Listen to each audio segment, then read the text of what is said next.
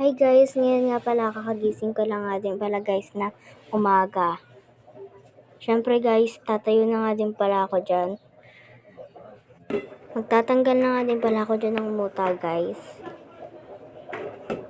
Syempre bababa na din para mag-almusal. Sinarado ko na nga pala yung pinto guys at bumaba na rin ako.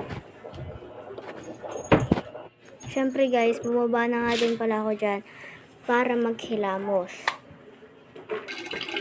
Inaksan ko na nga din pala yung gripo dyan. Sorry guys, kung di ko masyadong na-videoan kasi bawal basa. Nalawan ko na nga din pala guys at syempre bumaba na din ako para mag-almusal. Ito nga pala yung turon na niluto ni mama. At syempre may Milo din. Ito nga guys yung cravings ko tonight kaso hindi natuloy dahil walang wrapper. Kumain na nga din pala ako dyan guys ng turon ko. Syempre uminom din ng Milo. Kumain nga din pala ako dyan ulit guys ng turon.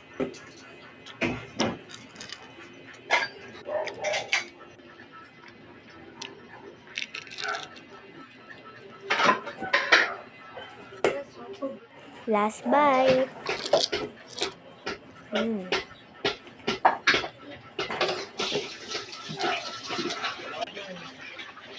Nakadalawang turon nga din pala ako dyan guys.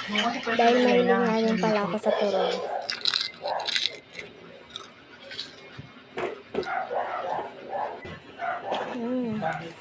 Sarap.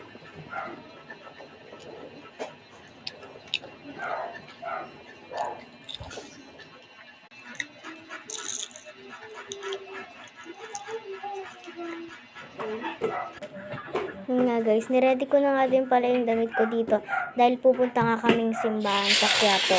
Binuksan ko na nga din pala guys yung shower dyan. Syempre, nag-shampoo na din. Nagsabon nga din pala ako dyan guys. At aalawan ko na rin. Nagtuwalya na nga din pala ako dyan guys at nagbihis na din.